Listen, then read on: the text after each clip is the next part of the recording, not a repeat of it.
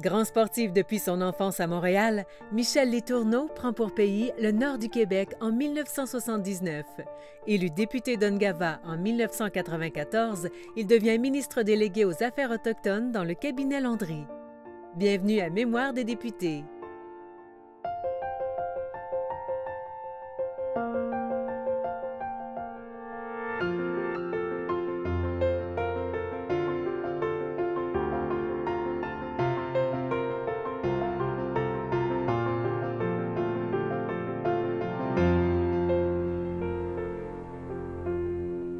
Bonjour, M. Letourneau. Bonjour. Bienvenue à Mémoire des députés. Merci. Vous êtes né à Montréal, Oui. mais vous avez passé votre enfance à Ville-Saint-Michel. Alors, parlez-nous-en. Ville-Saint-Michel était au nord de Montréal et les gens qui étaient un petit peu plus pauvres, appelons ça, disons ça comme ça, habitaient cette section-là de Montréal, avoir un petit peu moins de services puis tout ça, mais avec un conseil municipal autonome rattaché à l'ensemble des autres municipalités qui créaient la dynamique montréalaise de l'époque. J'ai assisté au développement de cette municipalité-là parce que je suis devenu à un moment donné responsable des loisirs dans un des secteurs de la municipalité. Puis par après, c'est devenu, il y a eu une enquête sur la gestion de Ville-Saint-Michel qui était plutôt douteuse, disons ça comme ça. Et finalement, la municipalité de Saint-Michel a été annexée à la grande ville de Montréal. Mais si vous étiez dans les loisirs, ça veut dire que vous étiez sportif? Oui, oui, pas mal. J'ai été habitué. Mon père était un gérant d'équipe de balle molle pour la municipalité pour Ville-Saint-Michel. Alors, je faisais partie de l'équipe, même si c'était du baseball pour adultes, moi, je faisais partie de l'équipe, même si j'étais plus jeune, parce que je devais avoir un certain talent pour aider des équipes à gagner. Mais c'est ça. Mais une vie normale, agréable, familiale. 3 frères, 3 garçons, 3 filles. Donc, une famille de 6. Mon père, ma mère. Une vie normale, agréable, proche. Rien de compliqué.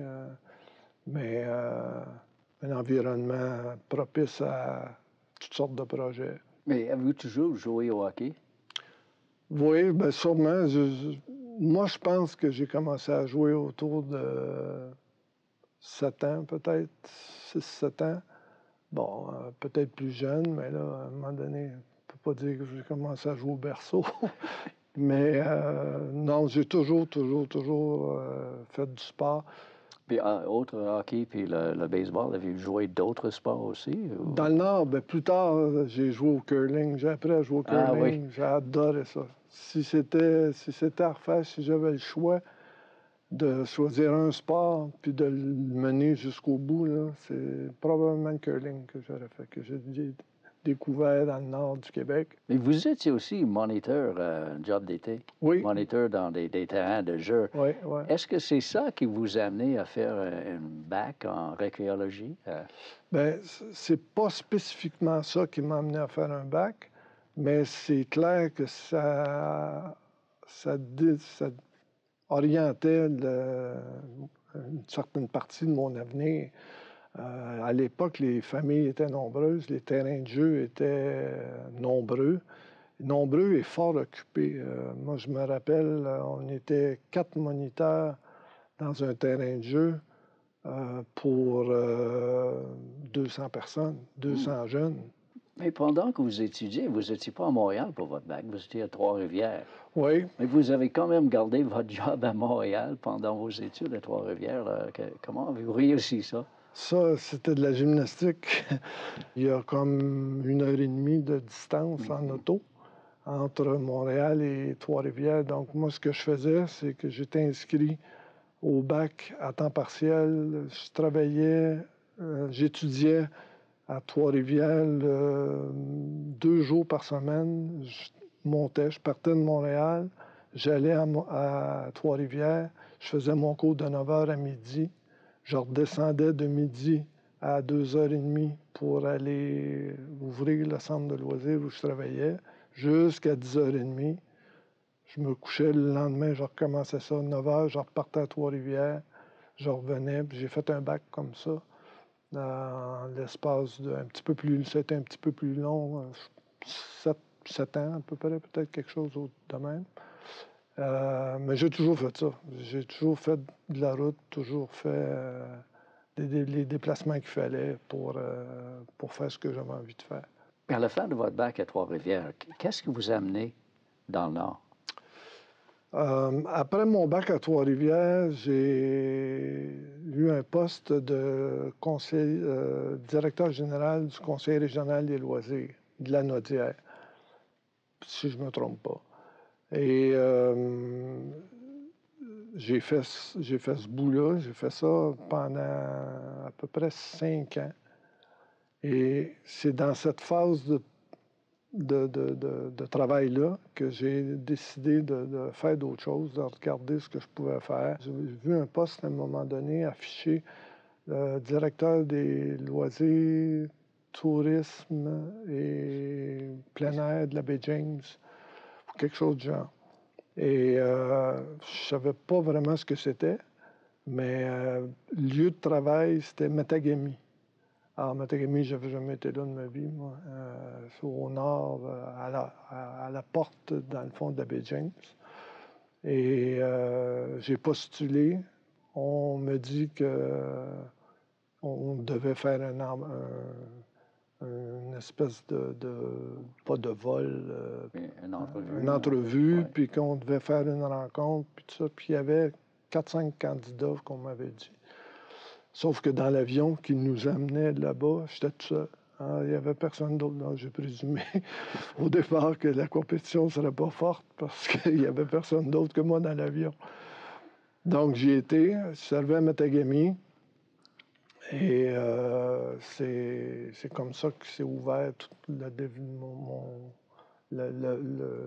mon contact, si on veut, avec le Grand Nord. C'était par cette voie-là, par le biais du loisir. Mais les gens de la Société de développement de la baie James avaient décidé, puis les gouvernements aussi qui sont succédés, M. Bourassa et compagnie, avaient décidé de développer le Hydro-Québec, les projets hydroélectriques et voulaient aussi, compte tenu de la population qui était là, offrir des services qui pouvaient être intéressants pour des familles à peu près normales. Est-ce que c'est vrai que vous avez épousé la deuxième femme que vous avez rencontrée en allant pour cette entrevue-là? C'est pas une légende urbaine. C'est vrai. C'est vrai. C'est un concours de circonstances aussi.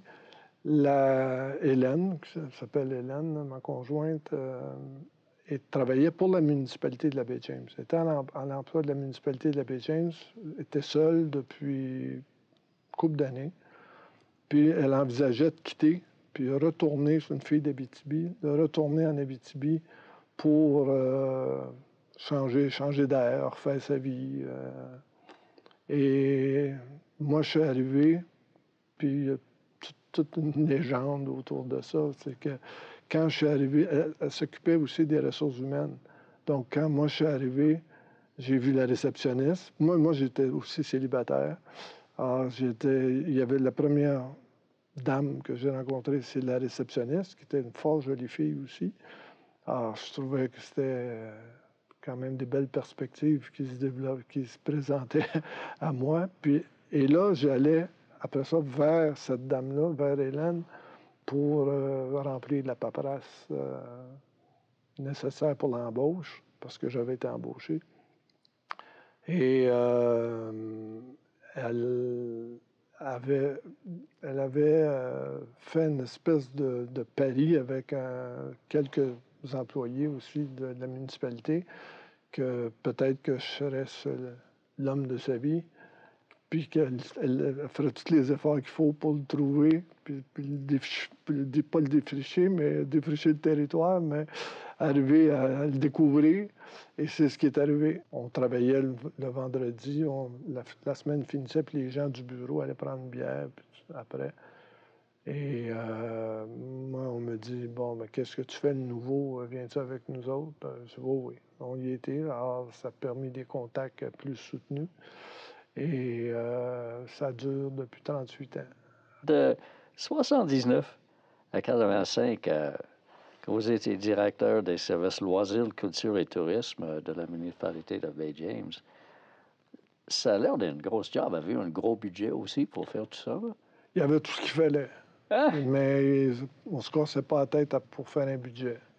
S'il fallait faire 3 terrains de camping, par exemple, pour donner un accès à la population à 3 lacs, par exemple, puis à développer les activités de camping, de pêche, de chasse-pêche, trappe et compagnie, on présentait le projet sur une feuille de papier, 8,5 par 11, voici tel objectif, tel moyen, tout ça, ça coûte tant. Ben, et c'était comme ça que ça s'est développé. Alors ça, j'ai adoré ça.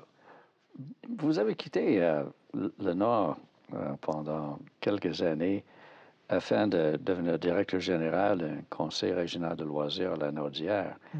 Mais ça finissait en 90. Ouais. Mais en 90, vous avez toujours complété une maîtrise en administration aux HEC de Montréal, au l'ENAP à Montréal.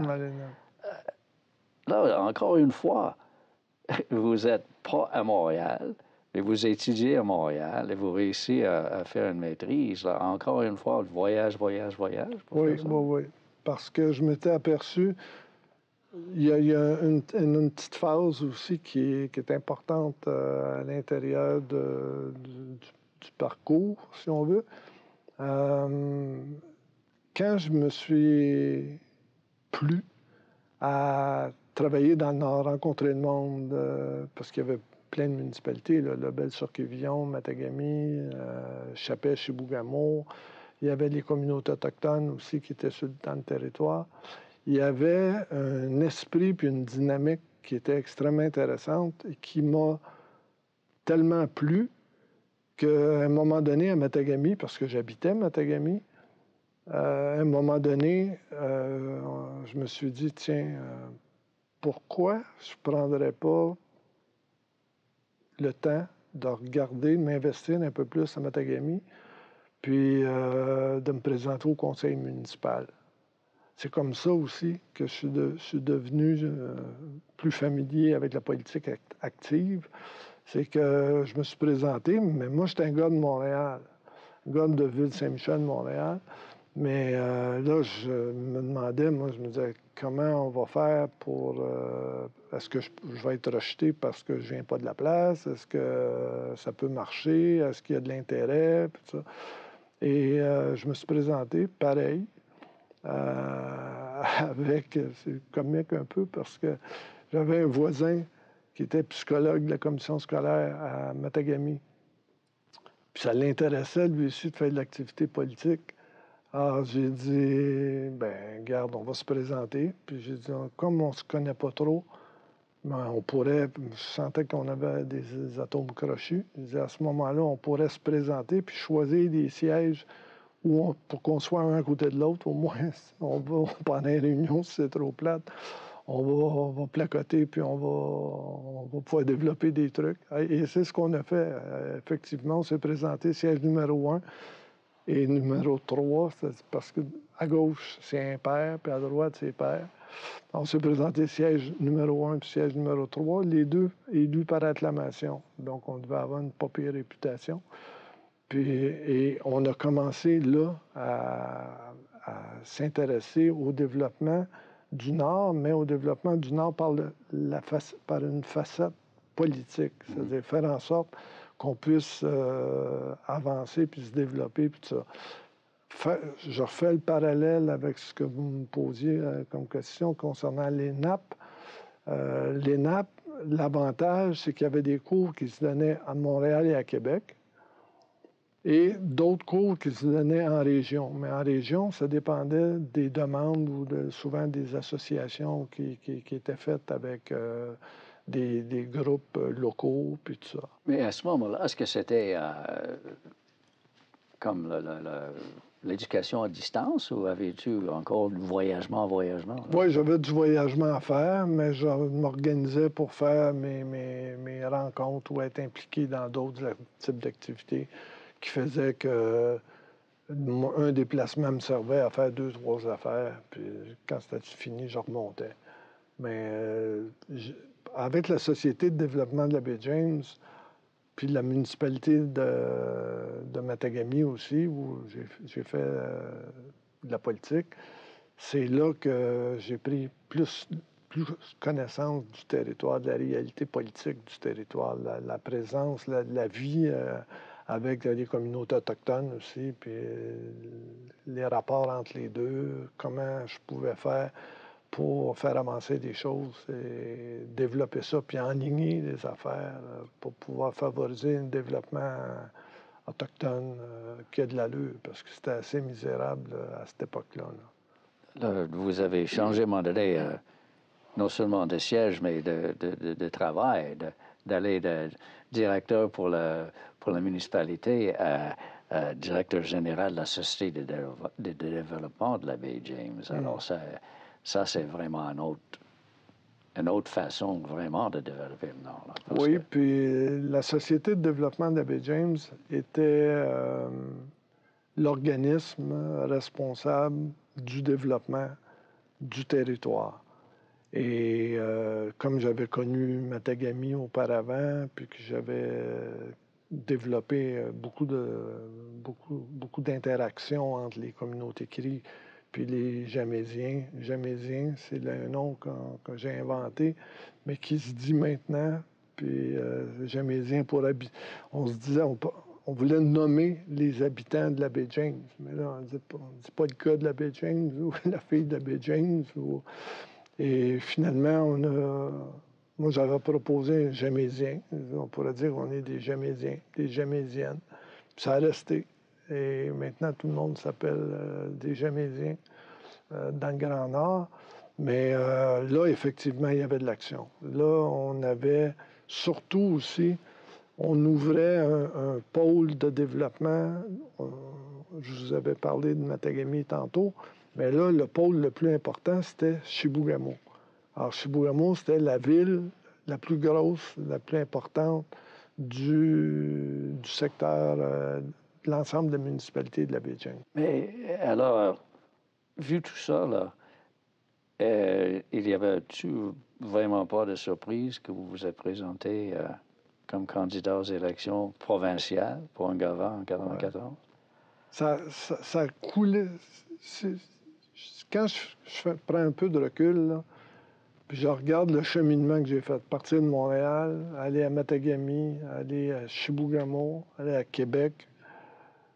Puis s'il y avait des choses intéressantes à faire encore, je retournerais, peut-être si j'étais plus jeune, parce qu'il y a des choses qu'on fait quand on est jeune, avec toute l'énergie qu'on peut développer, qui est extraordinaire comme territoire à développer dans le Nord. Être capable de refaire ça, quand on peut le faire, c'est vraiment une chance inouïe. Oui, mais est-ce que c'est vraiment dans la politique provinciale que vous voyez la possibilité d'avancer la cause du Nord? Là? Oui, parce que moi, ce qui arrivait souvent, je m'étais aperçu que ce qui bloquait le développement du Nord à une certaine époque, c'était le contrôle que certaines personnes avaient ou les organisations qui avaient sur le territoire.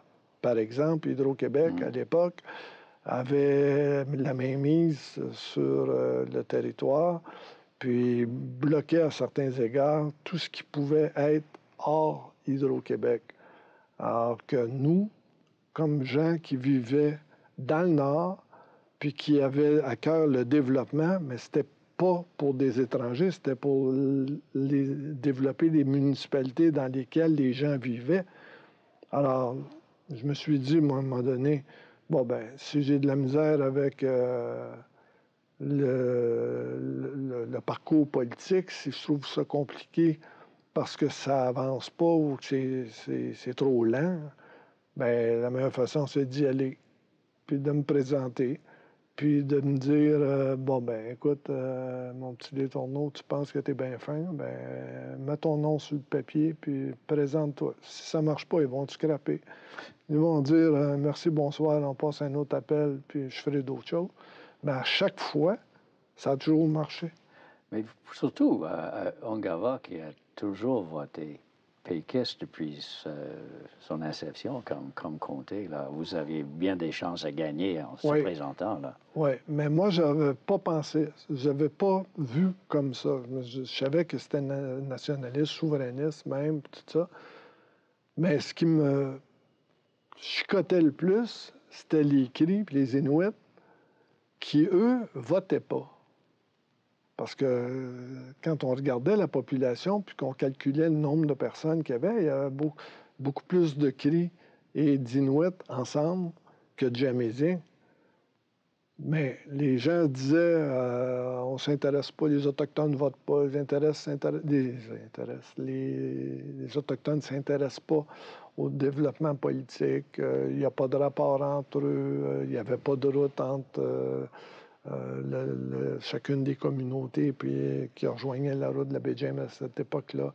Alors, moi, je m'étais dit, bien, il doit y avoir un moyen, eux aussi, s'il y a quelqu'un qui vit puis qui connaît le Nord, c'est bien les Autochtones. Alors, ils doivent comprendre qu'on a besoin de travailler ensemble pour réclamer des projets de route, par exemple, ou de développer des infrastructures qui vont aussi les aider à avancer et à se développer. Et ça, on a réussi à faire ça avec des Ted Moses, des Matthew Kumkum, puis les gens, les grands leaders Cris à date, leader Inuit aussi, mais leader Inuit, c'est une autre dynamique parce qu'il n'y a pas d'accès, il n'y a pas de route, tout se fait par avion. Et la langue est difficile à comprendre, mais avec le temps, on a démontré que c'était faisable. C'est juste qu'il faut travailler avec le monde. Puis, c'est intéressant quand vous parlez de ces votes-là parce que les électeurs ont voté majoritairement pour vous en 94. 94, 98 l'année suivante, et 2003. Ils ont voté non au référendum sur la souveraineté. Alors, pourquoi ils ont appuyé leur député, mais pas, mettons, l'option du député? Oui, bien là, peut-être que la bouchée était grande. Là. Peut-être que c'était trop grand pour leur faire avaler ça. Mais en même temps, je vous dirais qu'il y a beaucoup de francophones qui ont voté non aussi. Alors, c'est un peu faux et pervers un peu de blâmer, parce qu'à un moment donné, on l'a fait, là, de blâmer les Autochtones parce que ça n'avait pas passé dans la région de la baie James. C'est ça que je voulais dire. Est-ce qu'entre 1994, votre début en politique provinciale, et le référendum, est-ce que les Cris ont commencé à voter? Maintenant, ça se fait plus. Maintenant, ça se fait plus parce que les gens ont compris que par ce moyen-là, par le moyen politique, qu'il y avait un rapport de force à établir avec les dirigeants de ce monde pour faire comprendre la réalité, s'associer aux partenaires des gens du Nord, c'est-à-dire que les Jamaisiens, les Cris et les Inuits ont travaillé ensemble, et quand ils ont commencé à travailler ensemble, ils ont aimé ça, puis deuxièmement, ils continuent d'aimer ça. Et là, maintenant, pour ceux qui ne sont pas familiers avec les infrastructures, puis tout ça, moi, j'ai connu la baie James, où c'était plus la misère que d'autres choses, là, où des camps de chasse, des camps de pêche, c'était un brin sur rien, mais maintenant, quand on va dans chacune des communautés, du territoire, il y a des ressources pour la santé, les ressources de développement économique, les hôpitaux. C'est probablement que les Autochtones de la baie James sont, à mon avis, les mieux outillés pour, en termes de services gouvernementaux, en termes de services. Mais non, c'est ça. L'énergie, ça prend beaucoup d'énergie mais ça donne de l'énergie de travailler avec le monde, de travailler avec ceux qui veulent travailler. La Paix des Braves, c'est un bel exemple de ça.